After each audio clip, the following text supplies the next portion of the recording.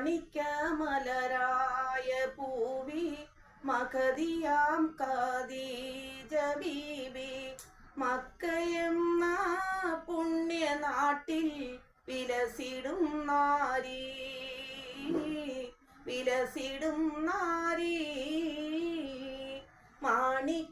മാണിക്യമലരായ പൂവി മഖദിയാം ഖദീജ ബീബി മക്കയെന്ന പുണ്യനാട്ടിൽ വിലസിടും നാരി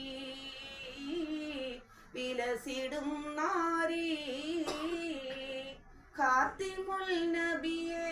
വിളിച്ച് കച്ചവടത്തിനയച്ച് കണ്ട നേരം കൽബിനുള്ളിൽ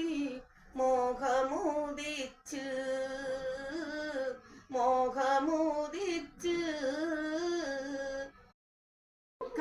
കച്ചവടവും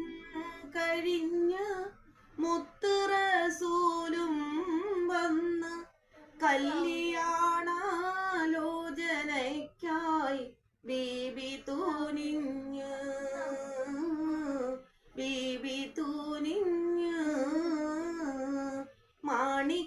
മാണിക്യമലരായ പൂവി